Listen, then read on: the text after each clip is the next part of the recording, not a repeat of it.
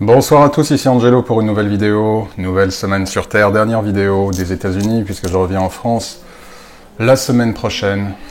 Je voulais faire évidemment un petit retour concernant la prière adressée à Jean-Michel, donner des nouvelles à ma communauté et bien évidemment laisser également un témoignage d'amour à la famille de Jean-Michel. Chers amis, malheureusement les nouvelles ne sont pas bonnes puisque aux dernières nouvelles, à ce qui m'a été indiqué, le cerveau de Jean-Michel est vraiment hors d'état de fonctionner et manifestement il présentera des, je cite, des handicaps très lourds, tétraplégie, respiration assistée, etc. etc. Donc il reste néanmoins 6 jours à laisser, 6 jours depuis vendredi dernier. Donc il reste jusqu'au milieu de la semaine prochaine pour vraiment la décision ultime, je cite encore, décision ultime du corps médical et de la famille, mais selon toute probabilité, et sauf effectivement miracle de dernière minute, là les résultats sont sans appel et montrent effectivement qu'il est beaucoup trop endommagé, beaucoup trop affecté. Alors j'ai plusieurs choses à dire. Tout d'abord, je souhaite m'adresser à la famille de Jean-Michel Balsamo et leur exprimer, en mon nom et au nom de toute ma communauté, évidemment notre soutien, notre amour et notre empathie pour la période qu'ils traversent. Je tiens également à les remercier pour leur confiance et je tiens à les remercier de nous avoir permis également de prier pour Jean-Michel. Merci du fond du cœur. Je suis très fier de vous, chère communauté. Sachez qu'il m'a été indiqué que la famille s'est vraiment nourrie de vos commentaires, d'amour et de soutien, que ce soit sous la vidéo donc, de la prière collective ou que ce soit des commentaires sur la page de mon site où il y avait la prière. Cela a énormément aidé la famille de Jean-Michel Balsamo et cela leur a fait énormément de bien et donc je suis très fier de cette communauté. Nous avons la chance d'avoir une très belle communauté. Vous prouvez, chers amis, chers abonnés, que tout n'est pas perdu concernant l'être humain, qu'il y a encore de belles personnes. Cette mobilisation d'amour et de prière qui a eu lieu pour Jean-Michel a montré, a révélé ce que doit être l'humanité, dans l'empathie, la bienveillance et l'amour. Donc pour cela, un immense merci et sachez que vos commentaires, que votre mobilisation n'est pas passée inaperçue. Ensuite, je souhaite également vous dire à vous, chers abonnés, à tous ceux qui ont participé à cette prière, que nonobstant le résultat qui, d'un point de vue purement humain, peut effectivement être décevant, ne pensez pas que vos prières ont été vaines. La lumière a été envoyée et en examinant les énergies de Jean-Michel, il était clair que la lumière a pénétré. Vous avez aidé par vos prières de différentes manières. S'il y a effectivement guérison, cela est dû à la lumière envoyée. Mais même si, comme dans un cas présent, il n'y a pas formellement de guérison, cela ne veut pas dire que vous n'avez pas assisté Jean-Michel, puisque la lumière que vous lui avez envoyée, c'est une lumière qu'il a absorbée en lui et qui va l'aider à rejoindre les cieux. Donc toute lumière envoyée est une lumière reçue. Ne pensez pas que vos prières n'ont pas été entendues. Il y a d'autres facteurs. Par ailleurs, votre lumière, la lumière que vous avez envoyée, chers amis, a également été dirigée vers la famille de Jean-Michel. Bien évidemment, cela ne signifie pas qu'elle a pu ôter toute souffrance, bien sûr, mais elle a pu jouer un rôle d'assistance. Donc ce que vous avez fait et le temps que vous avez pris n'est pas vain. Concernant Jean-Michel, il faut savoir plusieurs choses. Tout d'abord, comme vous le savez, nous avons plusieurs points de sortie, dont un point qui est définitif. Je vais évoquer différents cas de figure. Première option, Jean-Michel a atteint son point de sortie final. Auquel cas, une fois de plus, les prières et la lumière envoyée ne sont pas vaines, mais elles ne peuvent pas trouver conclusion favorable à l'échelle humaine, puisque c'est la date finale, que l'âme a choisi pour revenir à la maison. Donc à ce titre-là, ce n'est pas que la prière est ineffective, c'est que la décision de l'âme avant l'incarnation était fixée quant au fait d'avoir différents points de sortie, dont un point de sortie final qui, si celui-ci était le dernier, du coup appelait au retour à la maison. Deuxième cas de figure. Ce point de sortie est un des points de sortie que l'âme a choisi pour que Jean-Michel revienne à la maison. Quand je dis à la maison, c'est évidemment aux cieux. Donc ce qui signifie qu'il y a le choix, et c'est la raison pour laquelle, dans des cas similaires, il peut y avoir un certain temps dans le coma, avant qu'il n'y ait plus d'activité ou que la décision finale soit prise. Durant tout ce temps-là, l'esprit de Jean-Michel, entouré de ses guides et d'êtres angéliques, a la possibilité de revoir sa vie et se voit offrir la possibilité également soit de rentrer aux cieux, puisque c'est un des points de sortie, soit de revenir dans son corps, de renvoyer l'esprit dans son corps et de reprendre conscience en lui montrant ce que sera sa vie. Si une âme, alors que ce n'est pas un point de sortie ultime, C'est un point de sortie, mais ce n'est pas le point de sortie ultime, d'accord? Se voit offrir la possibilité ou d'aller aux cieux ou de revenir sur terre et décide de revenir aux cieux. Dans tous les cas de figure, que ce soit le point de sortie final ou un point de sortie non final, mais envers lequel l'âme souhaite quand même revenir aux cieux, dans les deux cas de figure, l'âme est prête et l'individu est en paix. C'est-à-dire que c'est sa décision et que c'est exactement ce qu'il veut et qu'il part en paix.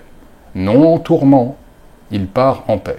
Alors, on pourra me dire, oui, mais comment est-ce que l'esprit de Jean-Michel, attaché à son âme, peut décider de revenir aux cieux, alors que par exemple, il voit bien qu'il a un enfant de 1 an, il voit bien qu'il a une compagne, il voit bien qu'il a des parents, des frères, des oncles, des sœurs, une famille, et que par définition, il voit bien que cette famille souffre, et il voit bien que cette famille souffrira s'il décide de revenir à la maison.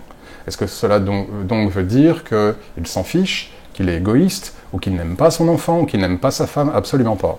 Au contraire, cette décision peut être motivée par l'amour. C'est-à-dire que lorsque l'esprit, qui est dans les plans spirituels, voit effectivement ce que pourra être sa vie.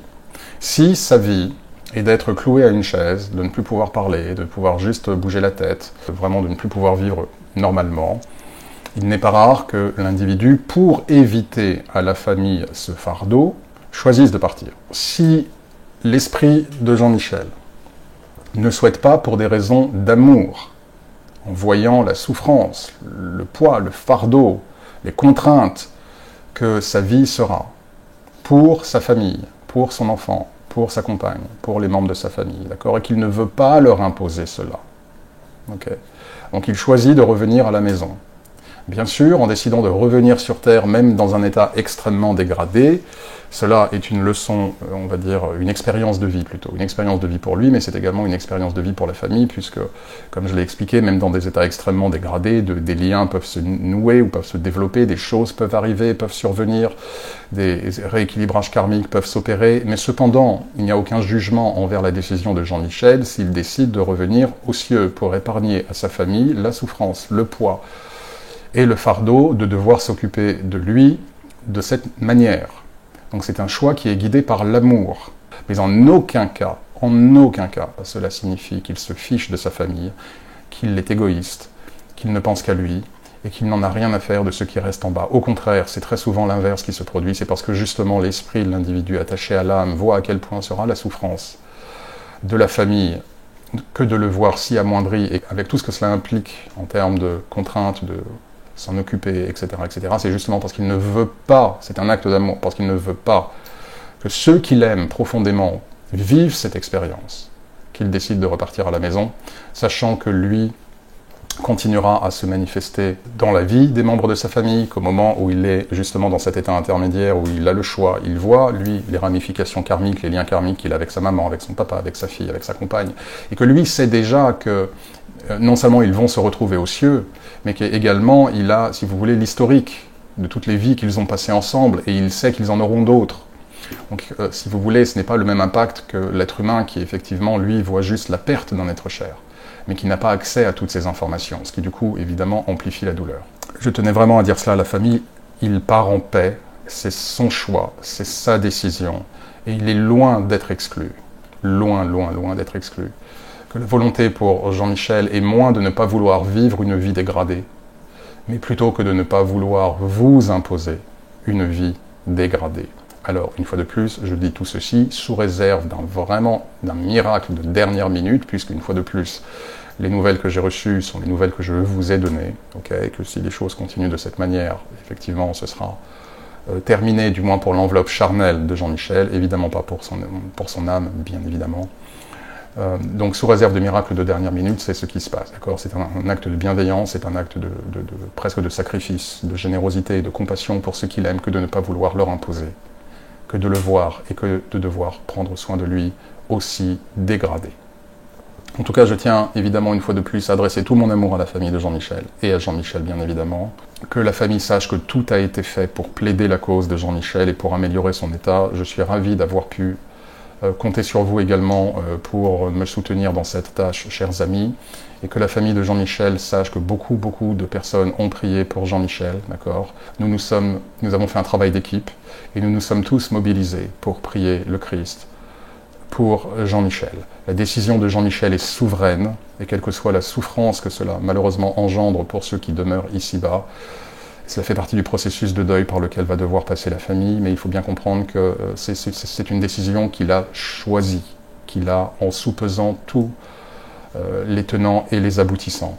Donc merci en tout cas à vous, chers amis, une fois de plus, tout notre amour à la famille de Jean-Michel, bien évidemment. Une fois de plus, vous avez montré ce que la véritable humanité est, chers amis. Pour cela, je vous en suis extrêmement reconnaissant, je suis extrêmement fier de vous, je suis extrêmement fier de cette communauté. Cette chaîne n'existerait pas sans vous. Nous avons créé une chaîne de lumière et une chaîne d'amour, non seulement pour Jean-Michel, mais également pour sa famille. Et c'est vraiment quelque chose envers lequel je tiens à vous dire à tous merci. J'en reste là pour l'heure. De nouvelles vidéos à venir. Je rentre en France début de semaine prochaine.